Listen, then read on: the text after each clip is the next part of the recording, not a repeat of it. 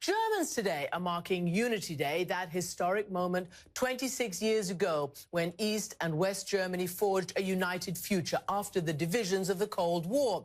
But it's more a bitter than a sweet celebration, as Europe seems to be struggling to keep unity and its values alive.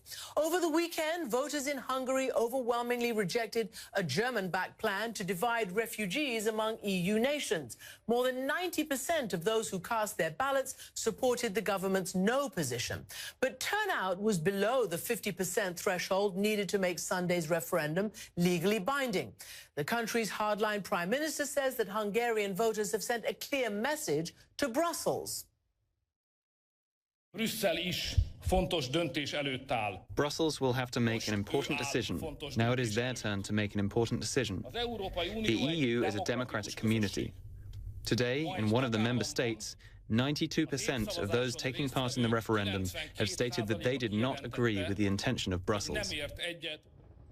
So what does that mean indeed? Let us discuss this with the Hungarian government spokesman, Zoltán Kovács, and also joining us, Eleni Kounakalis, the former U.S. ambassador to Hungary.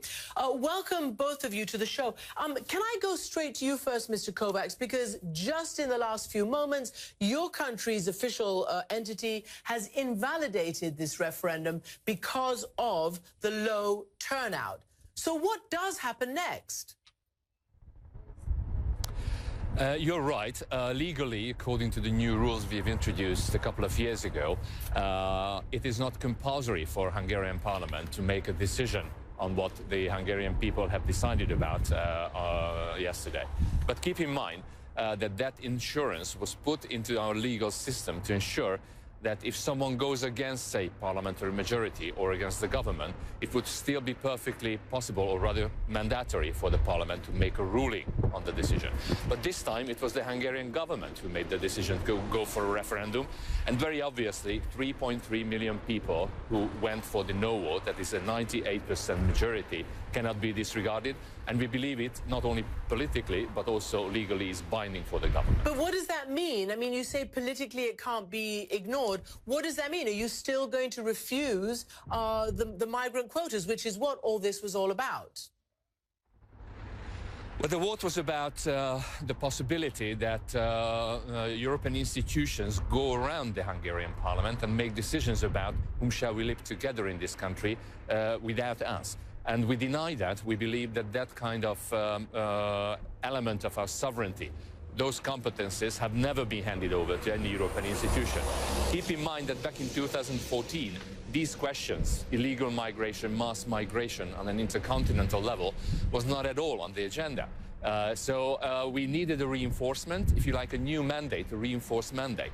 Also keep in mind that the government started to run this country again in 2014, in the second consecutive term, with 2.2 million votes behind.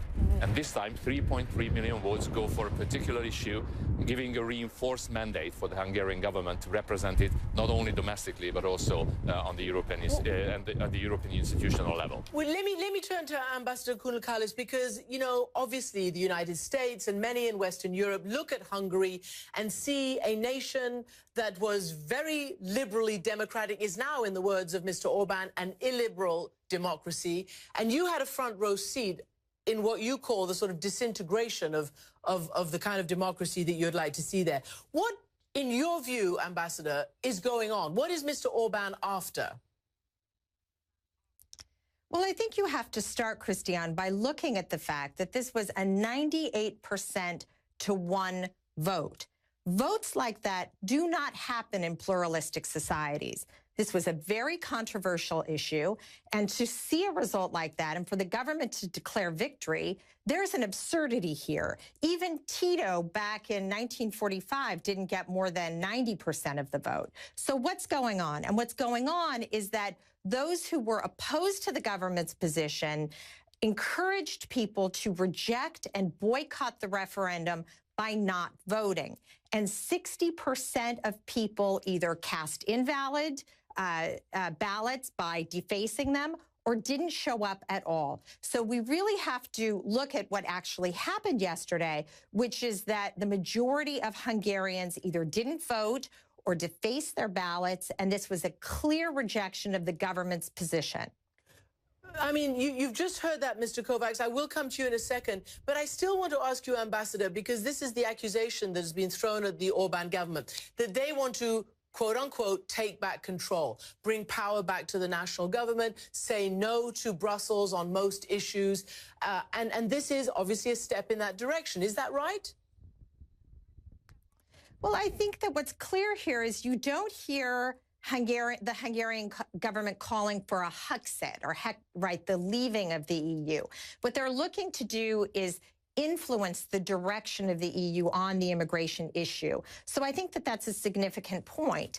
And I think it's also based on the fact that most Hungarians don't want to leave the EU. Most Hungarians really see Europe as their home. And in fact, if you look at the real immigration issue with Hungary, is how many Hungarians have relocated elsewhere within the EU since they had the ability through the open market to the common market to be able to live elsewhere.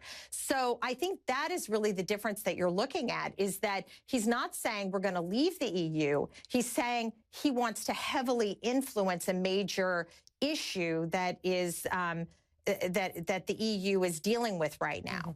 Can I go back to you then, Mr. Kovacs? Look, you know, your government has been in trouble. I mean, the things that your prime minister has been saying has got many, many people infuriated. For instance, Luxembourg's foreign minister recently said that Hungary should be expelled from the EU for treating asylum seekers, quote, worse than wild animals. And your prime minister has said that every single migrant poses a public security and a terror risk. How can he say that when the facts clearly do not bear that out? Well, with all due respect, Christian, and with all due respect, Madam Ambassador, you have to be very careful when using so heavy words you've used before. I mean, just recently. Those accusations on behalf of the Hungarian opposition or Western European leftist politicians have been with us. And as a matter of fact, I'm aware of the sometimes political inclinations of CNN's coverage of what is happening underground. I don't think there is a place for giving us lessons on democracy here, especially in the case of a referendum. The referendum is the most democratic form of reaching out to the Hungarians. We've asked about their opinion on a particular issue, and they said a clear no to measures that's been but the thing is, it's invalidated by European institutions. Honestly, we're just trying to ask you questions. Yes, I'm just trying to ask you a question. So my question to you is, how do you react to a fellow EU foreign minister saying that because of the treatment of your government to these refugees, and Mr. Kovacs, we all watched the video over the summer, the Hungarian journalist tripping over, you know, a refugee. I mean, look, you got to admit it, it hasn't been good PR for your country, right? And let me just play your own prime minister. Yeah, go ahead. What? I believe you would like to hear my opinion. Yes, go ahead. I'm trying to get you to answer. Let me tell you that we don't deal with disrespectful remarks on the country, because we've heard so many for the past 6 years. We've been called Nazis and whatsoever.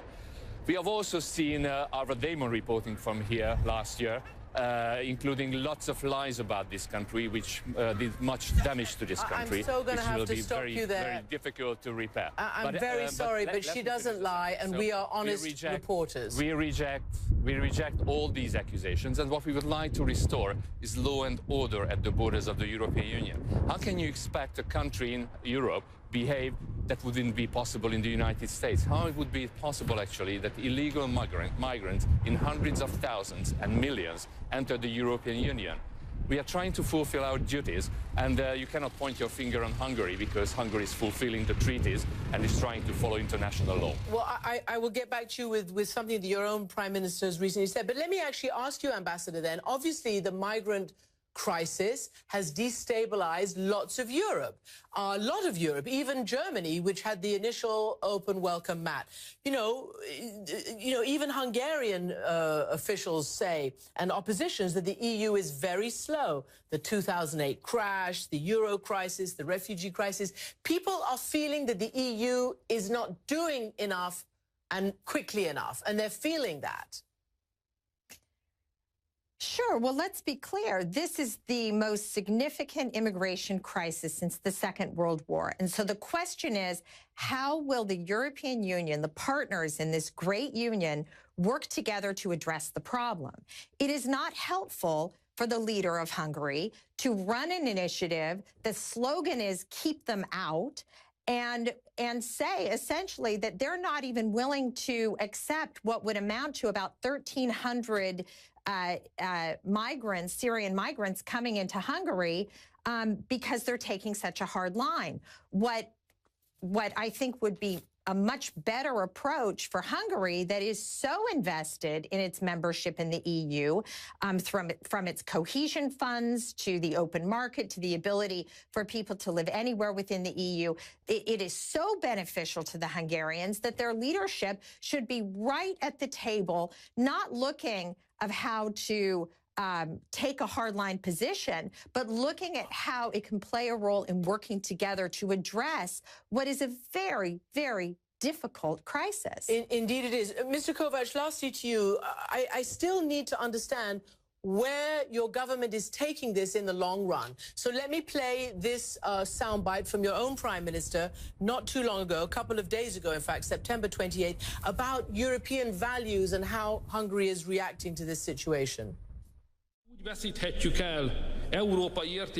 We lose our European values and identity the way frogs are cooked in slowly heating water. Quite simply, slowly there will be more and more Muslims and we will no longer recognize Europe.